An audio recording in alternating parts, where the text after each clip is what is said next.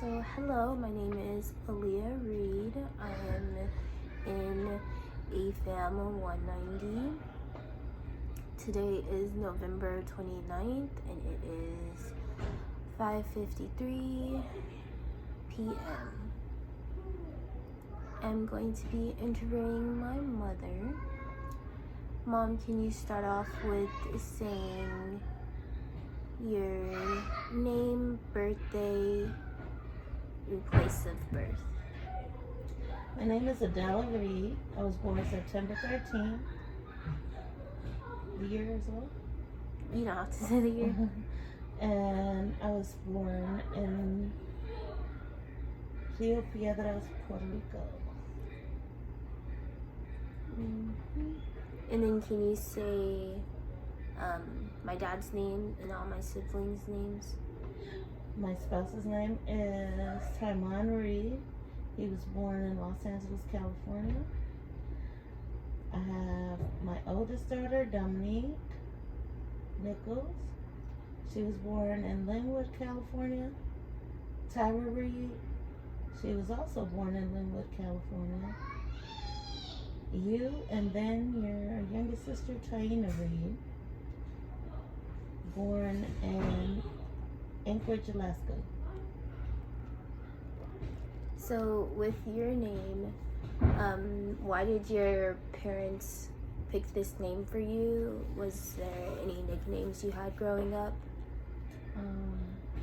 I'm named after my grandmother. Her name was Adela, and I believe one of her grandmother's sisters' name was also Adela, so it's just something customary for them to do.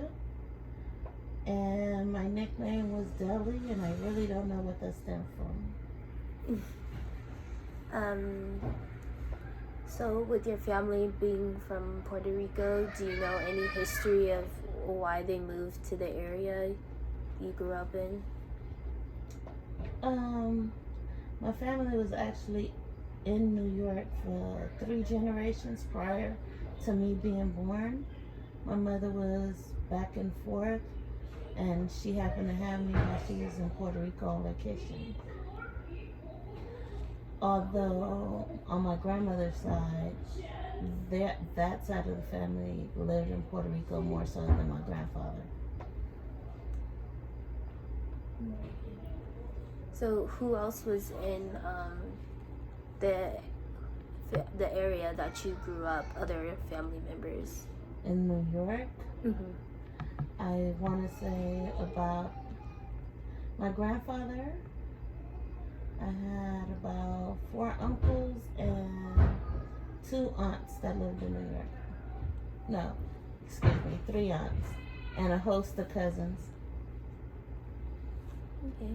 And so how was that? What kind of house did you grow up in? Was it like an apartment, a single family home, or? We lived in our main home was the brownstone, and that's more of it was a house, and it also had a second level, which was also a house, but they was all connected, and it had a basement as well. My mother then lived in a condominium right before we relocated to California. And how many bedrooms, bathrooms was it? We lived on the second level of the brownstone. My aunt lived on the first level. It was 4 bedrooms and 2 bathrooms. And it had all the necessary heating, plumbing, electrical, all of that? Yes. And then was there any special things or items about the house you remember? Just the woodwork of it, the beauty of it. It had some architectural details as well. And what would you say is your earliest childhood memory? I want to say going to my grandmother's house when she lived on Fort Buchanan. It's a military base in Puerto Rico. And then could you describe the personalities of your family members growing up? Oh, interesting. My mother has always been the rebel out of all her siblings. And as she gets older, she's a little bit crazy. Yeah.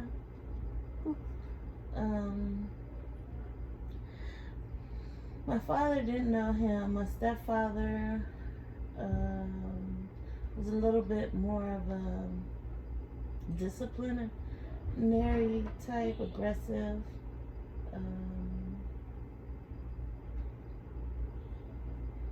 But then they both had like a silly side to themselves, and they did entertain a lot of friends. So my aunt her husband was a pastor. She was more level-headed than my mother. So she also, it takes a village to raise children. So she had a hand in my upbringing. We moved and we went away. So when we came to California, it was more either distant cousins or more friends that became family. And I mean, there's some really great people in there. And what was your aunt's name? Her name was Sonia.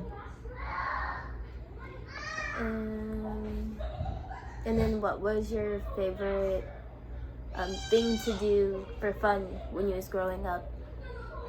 It depends on what era. When I was in New York, I used to love going to Coney Island. When in California, I loved Disneyland. We used to go to Knott's Berry Farm. So I always liked going to the beach and amusement parks. And then when growing up, did you have family chores? What was they, and what was your least favorite? When I was in in New York, I did not have chores. We pretty much were responsible for just our area. My aunt pretty much, she would come upstairs and clean our house if she had to. But yeah, we were just responsible for our areas. When we moved to California, my stepfather took a different stance, and we pretty much were the maids of the home. I mean, I had me and my siblings. Well, not my younger brother, but me and my sister. I had to clean the kitchen, clean the bathrooms, like dust the house, clean the tile, wash cars. Yeah. So did you ever receive an allowance? We did, actually, but we were penalized harshly when we didn't get things done to the expectation that he had in his mind. So let's say I washed a car and he found the area that wasn't done, he would deduct me. So how was it without him deducting anything? Like, did you get paid weekly, monthly, or per chore? It was weekly. And I don't think you mentioned it, so can you explain like your household growing up? So your siblings, like just they're like, you know, in our household, I think even with me being the oldest, my sister was a favorite and my brother was the baby. So my mother babied my brother and my sister was just her father's favorite. So I kind of felt like an outcast a lot of times. And then how was school like for you as a child? What was your best and worst subjects? And where did you attend grade school, high school, and college eventually? Grade school, I attended in New York. I used to go to school in the Bronx, actually. And I don't know how because we lived in Brooklyn. But it was actually a really great experience. I can actually remember my teachers in New York. One in particular was this Jewish teacher. I don't know why I remember him so much, but he was my first male teacher. And he just made sure that we knew so much, a wealth of information. What did he teach? He actually It was grade school, so I'm assuming that he was just my teacher. Oh, okay. So, I mean, I can remember watching Ribs at school, and he was the first one to show it to us. He made sure that we knew, like, both national anthems. He made sure that we were aware of the injustices at such a young age, and he taught us America. He was Jewish. He taught us how ugly America could be. And it was pretty interesting, you know, thinking back on it. We didn't appreciate it then, but he made sure, he was the first person that ever really explained to me that you need to know yourself, love yourself, before you can be accepting of others. So that's a lesson that, you know, you typically should get at home. But because at home we didn't have no issues, they weren't concerned with anything outside of the home. So back then he would hit that, and it's funny because I got those lessons at a very early age. You know, he let us know that, hey, our school is not the best, but we're gonna make it the best, and it's something that stuck with me throughout life. Moving on, when we first got to California, I went to school in Compton, California. And, you know, I was active. I was a cheerleader. I did a lot of things. And the teacher there was pretty good. As forth as me. When I got to California, though, I was way advanced academically. So I was really bored. So I had a couple teachers that actually pointed that out to my parents and said, hey, we're going to give her extra work. It's not a punishment, but she's really just flying through all the schoolwork. When I got to my high school, most kids there were pretty much counted out. I mean, it was a school in an urban setting where it's in the middle of, you know, South Central LA. Most kids at our school was counted out, but we did pretty good. Our graduating class, I think it was record setting. Like, it was the first class that had, it was over 90% of the graduates graduated. I had a teacher there that actually, they were just passionate. They cared. I learned how to do taxes in high school. I learned so many things because they did care and they did teach us something that was very unheard of. Yeah. We did things differently. We would have, although our school didn't have funding for field trips, one of our machine shop and teachers would help us rent a bus, and we would go to Magic Mountain on a Saturday so he wouldn't get in trouble. So it was just different things like that. So yeah, you know. So what was a typical like family dinner like? Did you guys all eat together? Who usually cooked the meals, and then what type of food? For the most part, I think my mom used to cook, and we used to eat together at the same time. She was the type of mom that would make her husband's plate first and then ours. Once I got into high school, though, things changed a little bit. Things changed a lot when we went to California. They were busy setting up their business. They had a auto mechanic shop. So if time went over, if they had a lot of work or a lot of cars to get out the shop, I would have to cook and make sure that their plates were done and, you know, that everything was clean. So, I mean, the dynamics of it changed back and forth.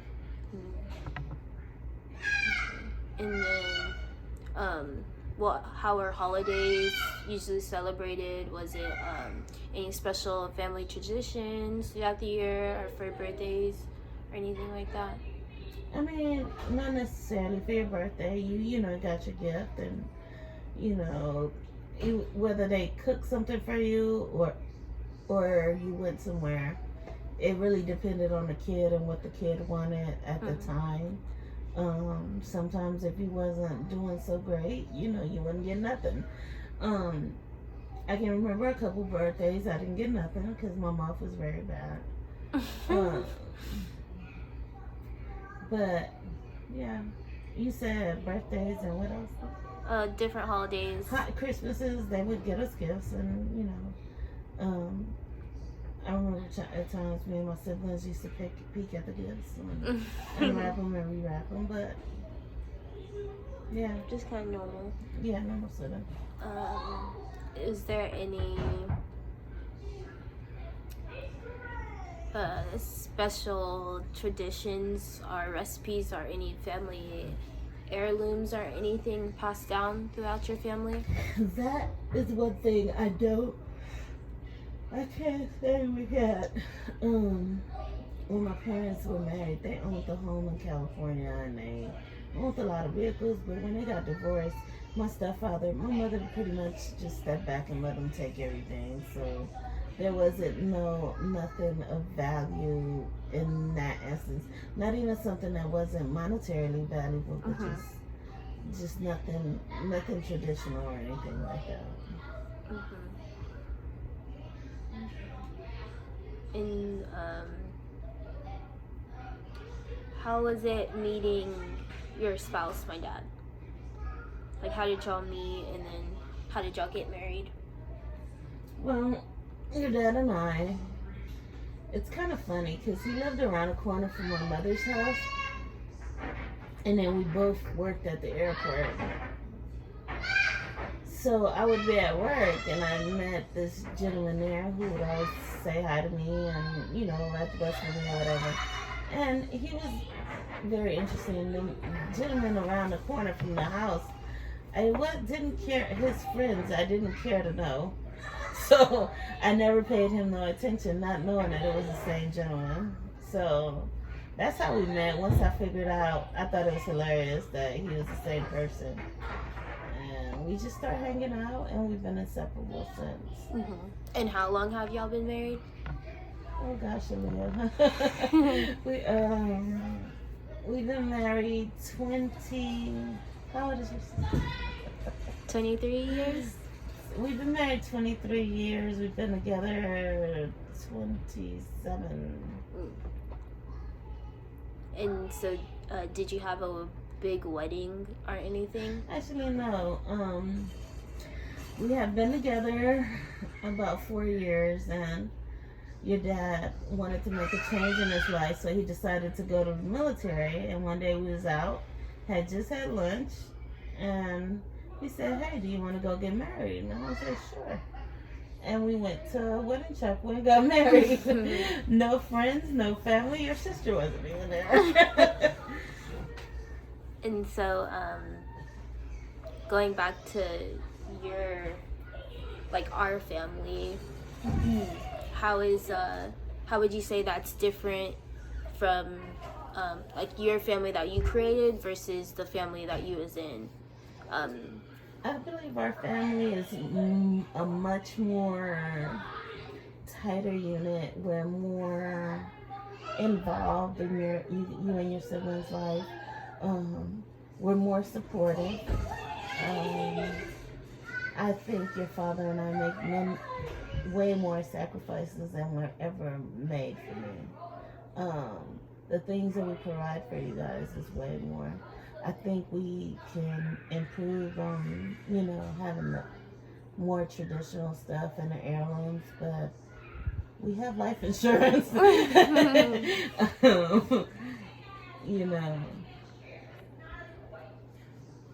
Yeah. So what would you say is the key to successful marriage? Communication, and just knowing that it's gonna be days that you're gonna feel that you've outgrown a situation, but you always have to remember that no matter what, this is a person you chose, so there's work to be done. And when you start, having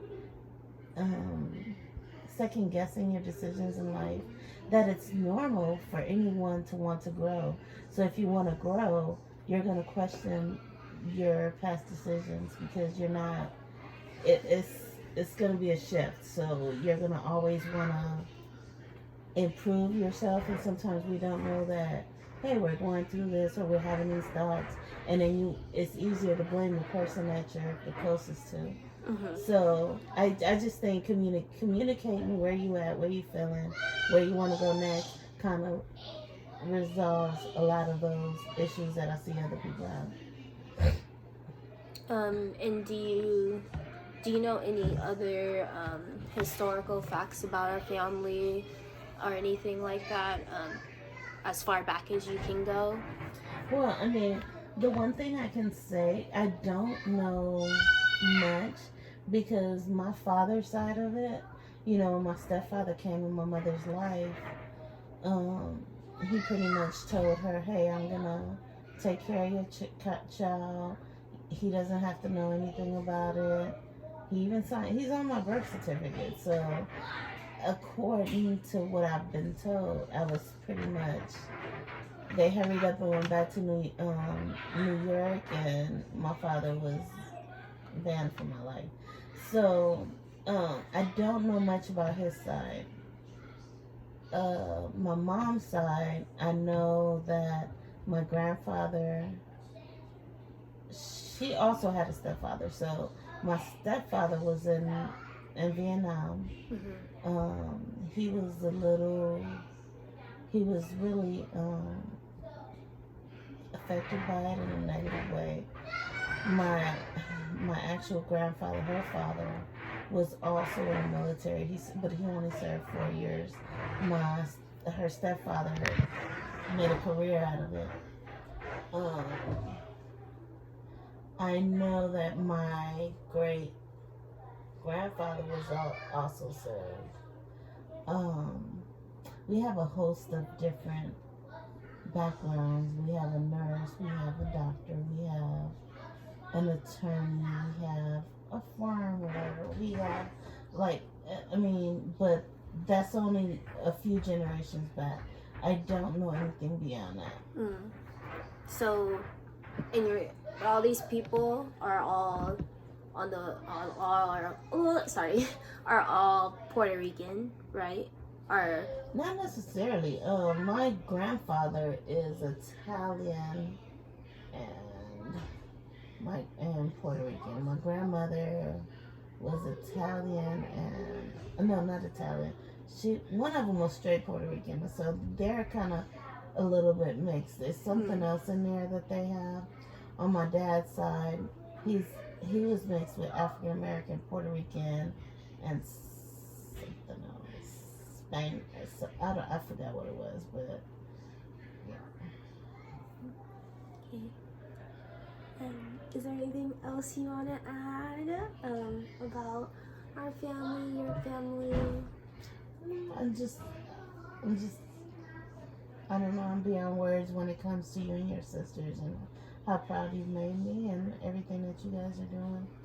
It makes me feel accomplished. I feel successful just watching you guys. But other than that, no. Okay, thank you so much. You're welcome.